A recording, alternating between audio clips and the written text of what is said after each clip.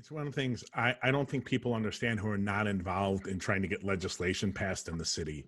I was part of a group that helped pass police board reform when Rahm first came into Mhm, office, and then in his later years helped him create COPA and the Deputy Public Safety Inspector mhm. General's office. And in both of those pushes, that basically passed the city council in the corporation counsel's office.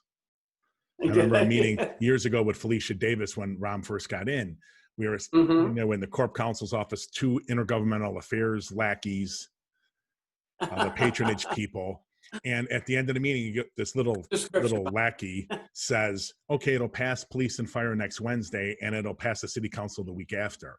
And I look around, I'm like, "Hey, there's Yeah. no alderman in this, but it passed." And Felicia Davis Mhm. laughed and said, "That's how it's done." That's right. And one of my colleagues said, "Well, should we inform the chairman," which was Balser at the time, "about Mhm. what's happening?" And she goes, "No, don't worry, we'll inform him."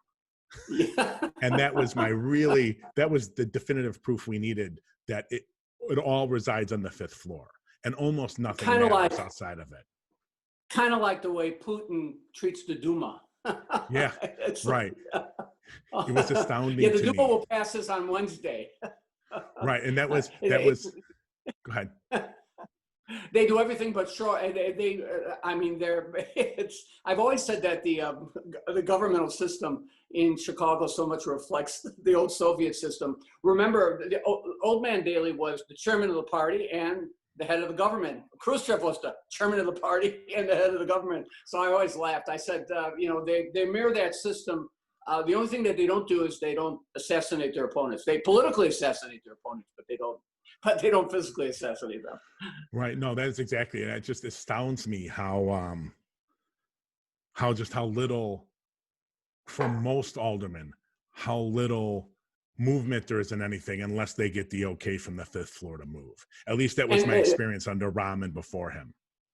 yeah, absolutely. And the real tragedy there is by at least if you look at the way it's structured, it should be a weak mayor, strong city council government, but it isn't because the city council in many ways have simply abdicated their responsibilities. Now, maybe too many aldermen have gotten comfortable with their big salaries and their big office allowances and their little patronage armies, and the fact that despite the so-called council reforms, still have a lot of discretion over what goes on in their wards. But at the end of the day, they have the power to assert themselves. I mean, they could create an independent budget office that would have all the tools like other budget offices do to really challenge the mayor. And they could demand the release of information or hold up her legislation to make sure that they had all the data that they would need to make informed judgments. But they have elected not to do that. There are some who are fighting for that, but the balance of the council remains docile, unfortunately.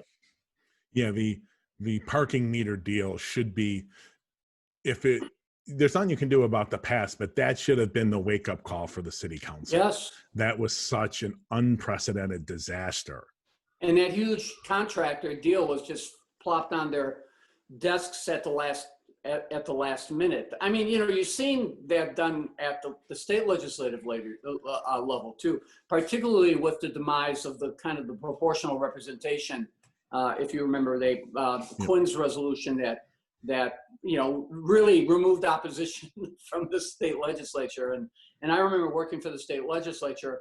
I worked, of course, for the late great Senate President Phil Rock, who was much more democratic than his House counterparts. But I remember legislation being plopped on the desk, like conference committee reports that were 800 pages thick, like minutes before the bewitching hour, which is noon on then June 30th, and when you have the last time to vote where you don't need an extraordinary majority. But the council has just gotten weaker and weaker, and despite some grumblings, uh, uh, they still have not asserted themselves. Has the mayor lost a vote? I mean, so at the end of the day, they have the capacity to challenge her, but or whoever is mayor, but they simply refuse to do so.